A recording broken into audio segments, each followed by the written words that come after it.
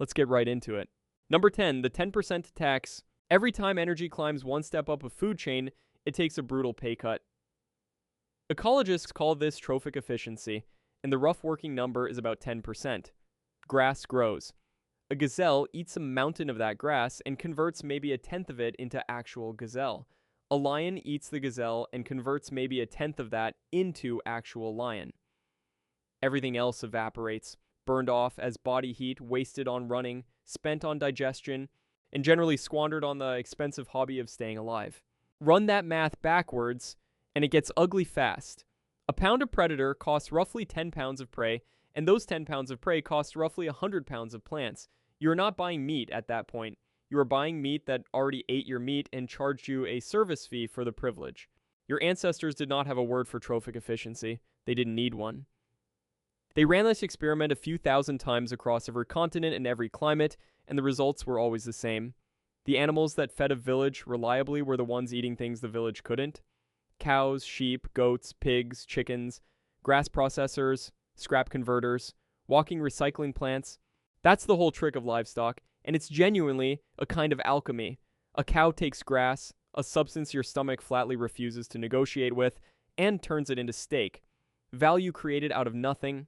A wolf, meanwhile, takes meat, a substance you could have just eaten yourself immediately with no middleman, and turns it into a smaller amount of meat at enormous cost over a much longer time, while occasionally trying to bite you. Nobody sat down and banned predator meat. The universe just quietly made it the worst deal on the menu, and everybody noticed. Number 9, nature never made enough. Picture a food pyramid, and then notice how aggressively pointy the top is. That shape isn't decoration, it's a head count. Biomass shrinks violently at every level, which means the world is absolutely stuffed with grazers, and almost eerily short on things that eat grazers. There is no ecosystem anywhere with more lions than antelope. That arrangement lasts about a week before it becomes an ecosystem with no lions. Predators are also spread thin on purpose. They hold enormous territories and defend them aggressively, because a hunting ground that's too small starves everyone in it. A single wolf pack can patrol a range larger than some cities. Big cats live scattered across landscapes rather than gathered in them. So even if you desperately wanted a carnivore for dinner, you'd first have to find one, which involves crossing a lot of empty terrain, hoping to run into the least sociable animal in the region. Then there's the reproduction problem. Prey species breed like they're being paid by the unit: rabbits, deer, fish, birds, all of them optimized around the assumption that most of their offspring are going to become somebody's lunch. Predators don't work that way. They have small litters, they raise them slowly, and a decent fraction of the young don't survive their first year anyway. Populations rebuild at a crawl. That combination is a resource management nightmare. A herd of deer can absorb steady hunting pressure for generations and keep going. A predator population takes a hit and just doesn't come back on any time scale a hungry human cares about. Wipe out the local big cats and you don't get more next spring. You get none forever, plus an explosion of whatever they were eating. So the food supply that could actually feed people was standing in a field in groups of 200, chewing placidly, reproducing constantly, and putting up almost no argument. The alternative was rare, scattered, slow breeding, and armed. Not really a close contest. Number 8, dinner that hunts back. Anthropologists have a tidy framework for how foragers decide what to chase, and it's basically a spreadsheet. Calories in, effort out, risk factored in. It's called optimal foraging theory, and while real humans obviously aren't running calculations in their heads, the behavior lines up remarkably well with the numbers. People hunt the thing that returns the most food for the least chance of disaster. Predator meat performs catastrophically on that spreadsheet. You're spending days tracking an animal that is itself a professional tracker, one specifically engineered around teeth, claws, ambush, and the ability to notice you first. Every other prey animal responds to a hunter by leaving. A predator has a second option available, and it is genuinely interested in exploring it. Now factor in what an injury meant before antibiotics. A deep puncture wound from a large carnivore isn't just painful, it's contaminated, it gets infected, and in a world without medicine, an infected wound is frequently a death sentence with a 2-week delay. A broken leg means you can't hunt, can't flee, and become a burden on people who are already at their limit. The downside risk wasn't bad day. It was the end of you and possibly a chunk of your family's food supply. And the payoff for accepting all of that? A lean, stringy, unimpressive carcass carrying less usable fat than the boar you could have taken instead with a fraction of the danger. Cultures that lived alongside big predators certainly kill them for safety, for hides, for status, for the sheer social currency of walking home with a lion. Killing a predator was often a spectacular achievement precisely because it was so likely to go wrong. But that's the tell, isn't it? Nobody throws a ceremony for the guy who brought back a rabbit. When your food requires a hero, it isn't food, it's an incident. Number 7, you cannot farm wolves. Domestication is a much narrower door than it looks. Out of thousands of large mammal species on Earth, humans have successfully turned only about a dozen into livestock. And the failures aren't for lack of trying. People have taken a swing at nearly everything with 4 legs at some point in the last 10,000 years. An animal has to clear a whole checklist to make the cut. It has to breed willingly in captivity, grow fast, tolerate crowding, follow a social hierarchy you can insert yourself into, avoid panicking itself to death, and, critically, meet something cheap. Carnivores fail that last one so badly it's almost comedic. A herd of goats eats scrub nobody wanted. A pen full of foxes eats meat, which means to raise your meat you must first acquire meat. Which raises the obvious question of why you bothered with the foxes. They fail the other criteria too. Predators tend to be territorial rather than herd-minded, which means putting 100 in one enclosure produces roughly 99. Many are reluctant breeders under confinement. Cheetahs are notorious for it, having evolved courtship rituals that involve long chases across open ground rather than a shed. The Soviet silver fox experiment, started in the 1950s by Dmitry Belyaev, showed you can select carnivores toward tameness across generations.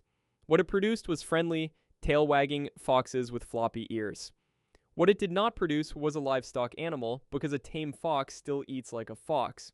The animals humans did domesticate from predator lineages, dogs and cats, were kept for what they did, not what they weighed. Hunting partners, guards, rodent control. Their value was in labor, and eating your workforce is a poor business strategy. Fur farms today raise mink and foxes on fish scraps and slaughterhouse waste, which tells you everything. The only way to make a carnivore economically survivable is to feed it garbage. Number 6, the ammonia problem.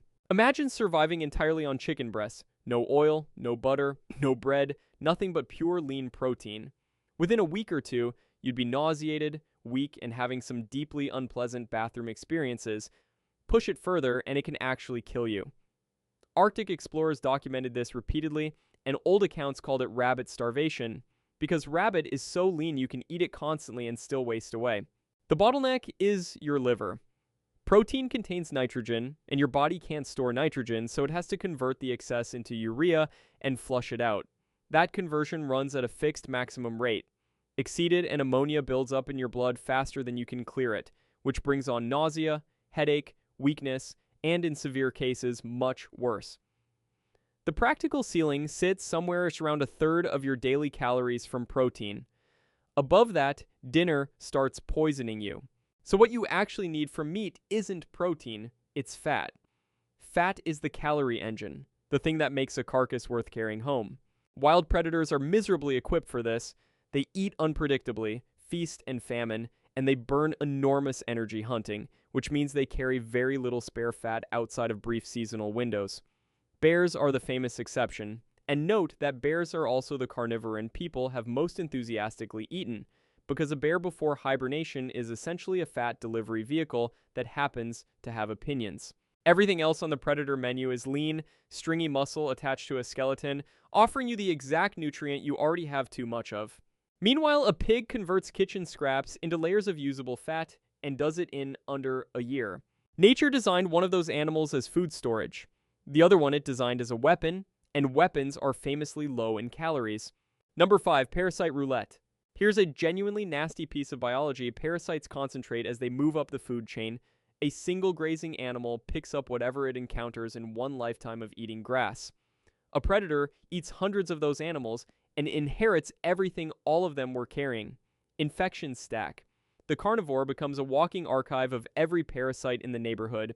Trichinella is the headline act. It's a roundworm whose larvae wall themselves into muscle tissue and wait to be eaten, and its entire life strategy depends on one animal eating another animal's meat, which makes carnivores the perfect vehicle. In North America today, bear meat is the leading source of human trichinosis, and outbreaks still happen every year among hunters. The Arctic species Trichinella nativa is the real problem child. It survives freezing. Cold storing polar bear or walrus meat, which neutralizes plenty of other pathogens, does nothing to it. The infection itself starts with digestive misery and progresses to fever, muscle pain, and facial swelling as the larvae migrate through your body and settle into your muscles. Heavy infections can attack the heart or the nervous system. Toxoplasmy follows the same logic, accumulating in the tissues of animals that eat other animals. Various tapeworms are built around exactly this transmission route. Their whole reproductive plan assumes something will eat a predator eventually, and they'd very much prefer that something to be you. No traditional culture wrote any of this down as parasitology. What they had instead was pattern recognition across generations. Eat the deer, everyone's fine.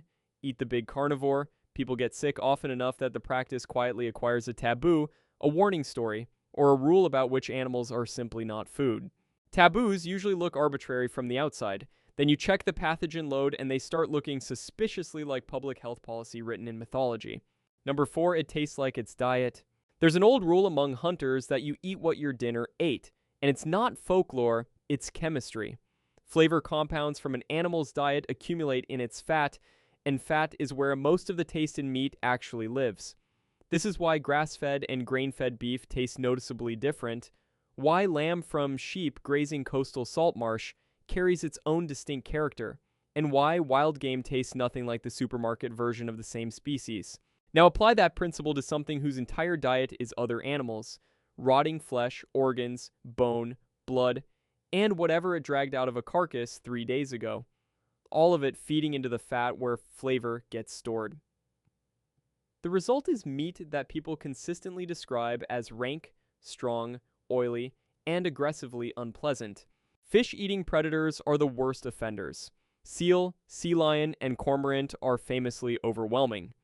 That concentrated marine oil intensity that hits like a mouthful of the tide. Cormorant, in particular, has a long reputation as one of the least appetizing things a person can cook, and coastal communities generally reach for almost anything else first. Big cats and canids run leaner and less oily, but come out stringy and sharp with a distinct sourness in the fat. Bear varies enormously, depending on the season and what the animal was eating. A berry-fattened black bear can be genuinely good, while a salmon-gorged bear is closer to a punishment. Your disgust response is doing real work here, by the way. Aversion to strong, rancid, off flavors is a protective instinct, and predator meat trips several of those alarms simultaneously. Unfamiliar smell, oily texture, sour notes, and a general chemical signature. Your brain files under hard no. Culture stacks on top of that and hardens it into permanence. One generation finds something revolting, the next never tries it, and by the third it isn't a preference anymore, it's simply not food, and never was. Number 3, too close to home. Predator meat isn't just a nutritional problem. Somewhere along the way it became a category problem, and categories are where humans get genuinely strange. Every culture sorts animals into bins, and the bins are rarely about biology. Some animals are food, some are workers, some are companions, some are sacred or unclean, or simply outside the conversation entirely. The bins vary wildly between cultures. Horse is dinner in one country and unthinkable in the next. Dog is beloved family in most of the world and food in a few places. Cow is a staple protein here and a religious figure there, and each culture experiences its own arrangement as obvious common sense rather than a local accident. Predators land in the difficult bins almost everywhere. They're the animals that show up as gods, ancestors, clan symbols, warnings, and monsters. Wolves, bears, big cats, and eagles carry more symbolic weight across human societies than almost any other creature. They're painted on cave walls, stitched into flags, and stamped onto currency. You do not casually eat the thing on the flag. Part of this is respect for a genuine rival. Predators hunt like us. They stalk, they strategize, they cooperate, they raise young slowly and teach them. Recognizing that similarity is unsettling in a way a grazing herd never is. Eating something that hunts feels uncomfortably close to eating a peer. Part of it is simple fear. Animals that could kill you accumulate stories, and stories accumulate rules, and rules eventually stop needing a reason. The end result is that even where predator meat is safe, available, and legal, most people won't touch it and can't fully explain why. The revulsion arrives before the reasoning does, which is a suspiciously efficient way to enforce a rule everyone forgot they were following.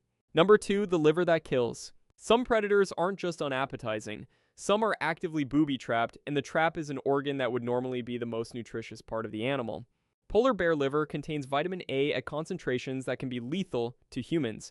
Vitamin A is fat-soluble, meaning your body stores it rather than flushing the excess. And a top-tier Arctic predator has spent its whole life accumulating it from seals, which accumulated it from fish. The liver becomes a stockpile. Eating a modest portion can deliver a dose far beyond what a human system can handle. The result is acute hypervitaminosis. And the symptom list reads like a horror sequence: severe headache, vomiting, drowsiness, blurred vision, and irritability, followed within days by skin peeling off in sheets, starting around the face and spreading. Severe cases involve liver damage and, historically, death.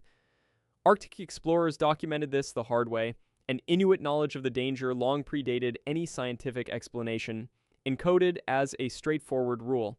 That particular organ is not food and you feed it to nobody, including the dogs. Seal and husky liver carry the same warning in milder form. The pattern is consistent, and the higher up the food chain, the more concentrated the payload. And this is the broader principle that makes eating predators genuinely risky. Bioaccumulation doesn't only apply to vitamins, heavy metals do it too. Mercury concentrates through marine food chains, which is precisely why health advisories warn against eating too much shark, swordfish, and king mackerel while cheerfully recommending sardines. The predatory fish at the top has been quietly collecting mercury from everything it ever ate. So the top of the food chain isn't the prize position. It's the collection point where every toxin, parasite, and stored compound in the entire system eventually piles up. Nature put the concentrate at the top. Humans learned painfully not to drink from it. Number 1, you already eat predators. Here's the twist that undoes the entire premise. The idea that humans don't eat predators is mostly a story we tell about land animals, and the ocean has been laughing at it the whole time. Salmon is a predator. It spends its life hunting smaller fish and invertebrates, and it's one of the most enthusiastically consumed animals on the planet. Tuna is an apex predator, a fast, warm-blooded torpedo that eats other fish for a living, and people build entire luxury markets around it. Swordfish, sea bass, cod, snapper, grouper, halibut, mackerel, predators, everyone. Shark is eaten across dozens of cuisines. Squid and octopus are hunters.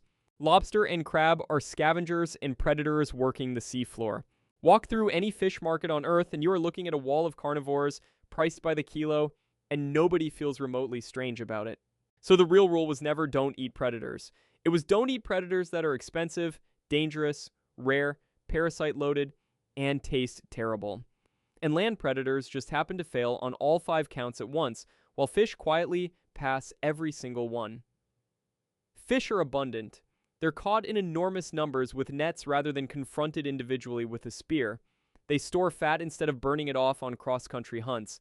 Their flesh is mild, and they can't maul you. Even on land, the exceptions exist wherever the math worked out. Bears eaten across northern Europe, Russia, Japan, and North America. Alligator and crocodile are farmed commercially and served in restaurants. Snake is common across parts of Asia. Frog legs are on French menus. Chicken, the single most consumed animal on Earth, is an omnivore that eats insects, worms, and small vertebrates whenever it gets the chance, and would absolutely eat something larger if it could catch it. The taboo was never a rule about carnivores. It was economics wearing a costume, and once a food chain offers a predator that's cheap, safe, and mild, humanity strips it from the ocean at industrial scale without a flicker of hesitation. Turns out we don't avoid eating things that hunt. We just avoid eating things that might win. That's all for today. I'll be making similar videos in the future. Subscribe to see them, and